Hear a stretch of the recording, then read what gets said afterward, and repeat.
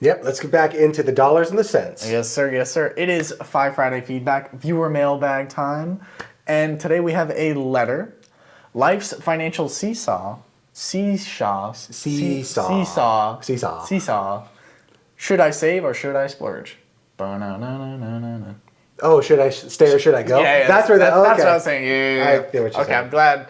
Gotcha. I'm glad someone caught it. Let's go. All right. Our listener definitely knew. I hope they did. I hope they did. Okay, howdy, Fi Guys. Let's get right into it. Howdy, Fi Guys. My brain's been on non-stop loop lately. I mean, it's a catchy song. I would assume so. Stuck on replaying this money thing. Do I go ham on my 401k and build up a retirement fortress, love that, or YOLO it on avocado toast and epic adventures? It's a lot of toast. That's a lot of toast. That's Not a lot of adventures, though. That's a lot of bread. You can blow your money on adventures. That's true. That's true. I mean, everyone says future you deserves a cushy nest egg, but what if future me is 6 feet under and stuck chewing dentures and reminiscing about the missed Bali trip? You're going to Bali soon. I'm going to Bora Bora. Bora Bora, sorry.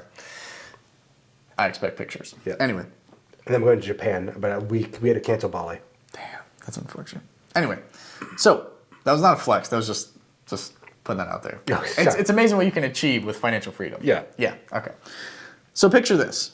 401k on one side, promising peace of mind later, but on the other, travel, dreams, fancy dinners, experiences that might vanish without me. It seems like a seesaw, and I'm stuck in the middle, and I'm unsure which way to lean. Okay, so 401k saving for the future, or fancy dinners, experiences, living for today. Yeah. Gotcha. Here's the kicker. Even if I turn it into a big budget, oh no, sorry, I love this one. I want to make sure I get this one right. Here's the kicker. Even if I turn into a budget ninja, will future me suddenly become a spendthrift king? Or could I be stuck in the frugality mode forever, unable to even crack open a bottle of champagne when retirement finally rolls around? Gotcha. And to add some spice to this already tangled mess, my 401k lacks that sweet bonus match from the boss. And there's this whole pension plan thing that I need to factor in. It's like a financial three-way dance, and I'm tripping over my own shoes.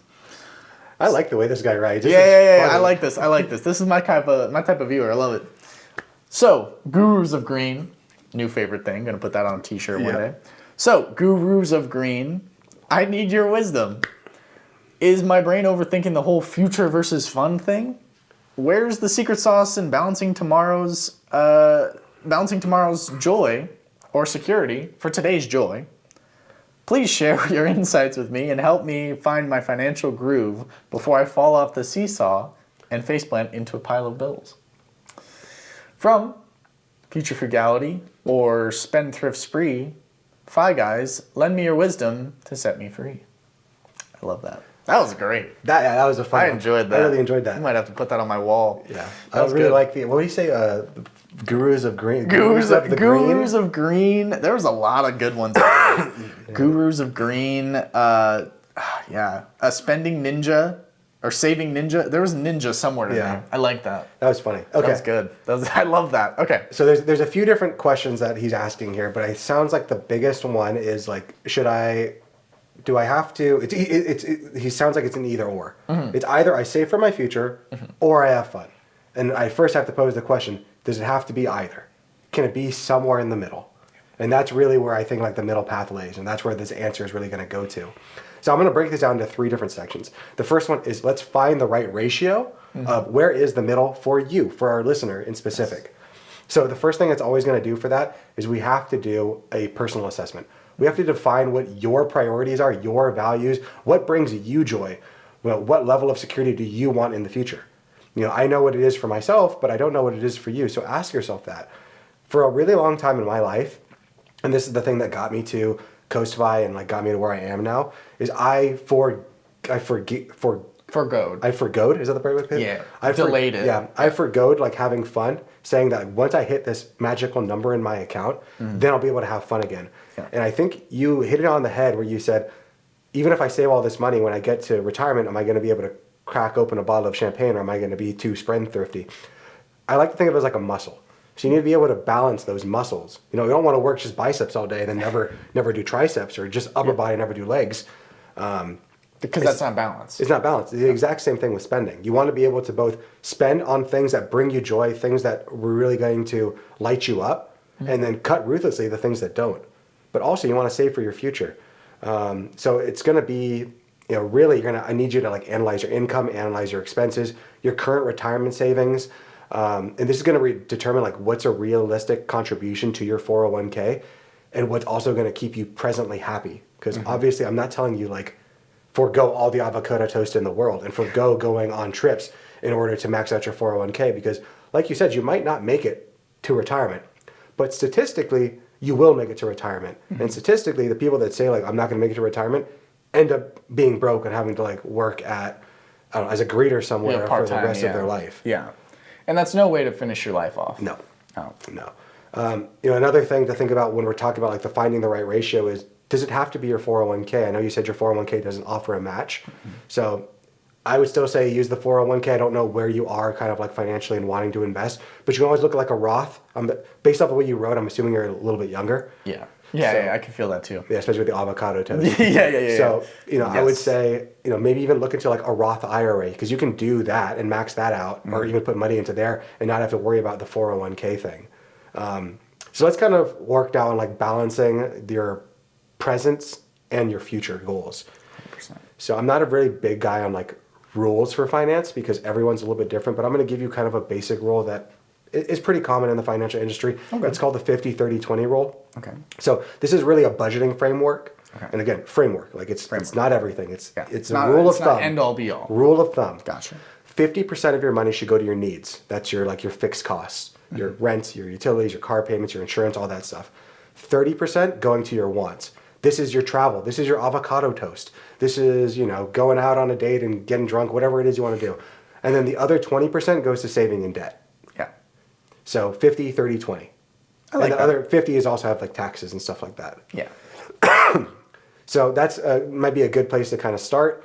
I mean, shit, if it's like, I'm not even going to, like, if it's as small as saying, I'm going to save 5%, start at 5%. Start wherever you want to start, but you do need to save money, because I know you said that your 401k doesn't match. It's not your job's responsibility to plan for your retirement. Oh. It's your job to plan for your retirement. 100%. Yeah. Next thing I want to talk about is we want to make sure that we're, at least for me, and I'm going to kind of say the same thing for you, spend our money on experiences, not on possessions. And prioritize like things that you actually want. Yeah. Don't be buying things that don't bring you joy. Yep. Yeah, but I mean, experiences are the big things. I think we've talked about Dr. Laurie Santos's big three things that actually like bring joy with spending money. Number one is doing experiences with friends or with others. Number two is buying back your time. So like I said with my business, like one thing I'm pretty relentless on is if there's something that I don't like doing and I know someone else can do it better, I will gladly pay somebody else to do something. Yeah. And the other thing is spending money on others, or like giving to others.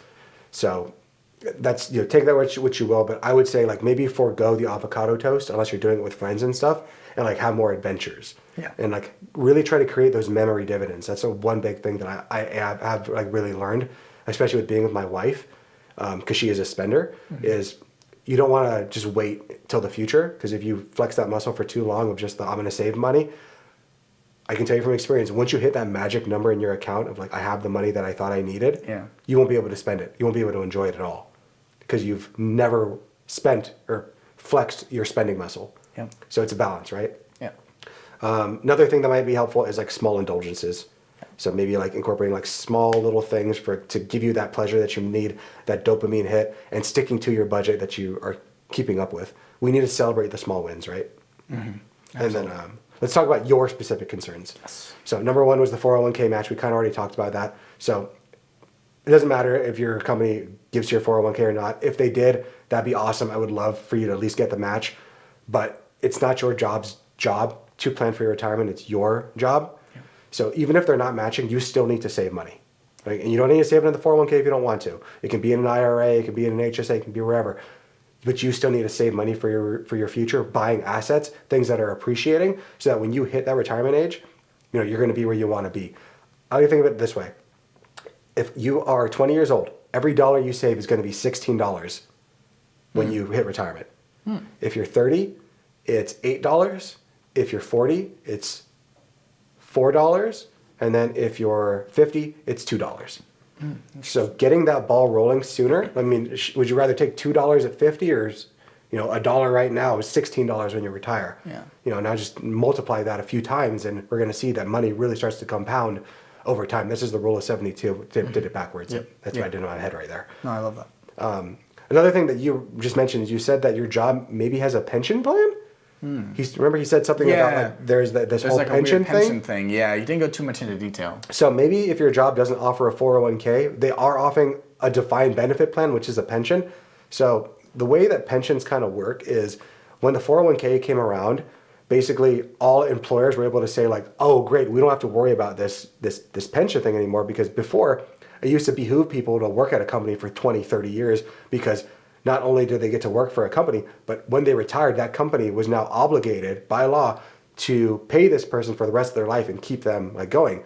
Nowadays, I mean, I'm a big proponent of like, if you don't like a job, you got that FU money, then you should leave and like find a better job that you want to work for and who cares about you, because jobs nowadays don't reward people in our age demographic for long-term servitude and like all that stuff like past people used to. But if your job does have a pension, which is freaking crazy, really find out what that is. Like, what is the benefit? If you work there for how long, what do you get?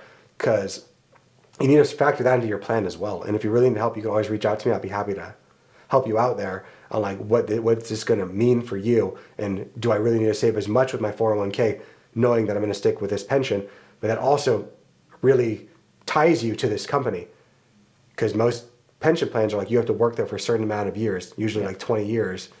And I don't know if you're going to want to do that for the rest of your life. So I always like to have the optionality, right? And the final thing is just like kind of having a frugality mindset.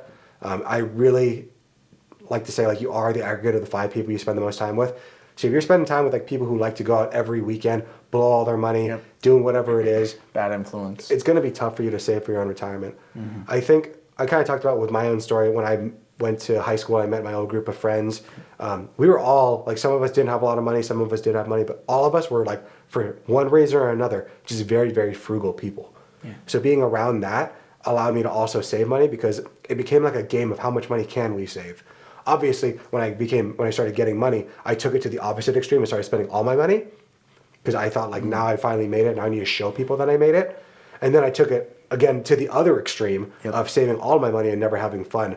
So now I'm here to tell you like there is a middle way, and like we need to find that middle way for you. That's the hard part, is the middle way might change too. What you might find today at like, I don't know, 20% of savings right now is too much. You can bring that down to 10, but then in the future bring it up to 30. That's the beautiful thing of life, is that things change. Beautiful, yeah. Yeah, I think it's important to stay fluid. You can't, like, you just have to stay mobile, stay fluid, continue to change, and be adapt to change. Yeah. What did Bruce Lee say? Be like water. Be like water. Flow like water. Put water in a cup, becomes a cup. Put it in a kettle, becomes the kettle. Yep. And just like water, like cutting through a crevasse over long periods of time, like you can really do anything if you just are patient, diligent, and just, you don't try to fight the process. You just stick with the process. Like that's what made the Grand Canyon. Is just that water flowing through for such a long time. And you can do the same thing with your finances, given that you're willing to commit on the long term. I love that. This video podcast is sponsored by Monzon Wealth. The content in this podcast is for informational purposes only and should not be considered financial advice. We do not endorse specific products or services. Past performance does not guarantee future results. The opinions expressed are those of the hosts and guests, not the podcast sponsor. It is crucial to consult with a qualified financial advisor or professional who can provide advice tailored to your specific needs before making any financial decisions, investments, or taking any other actions. If you are seeking specified help, you can reach out to Chris at monzonwealth.com.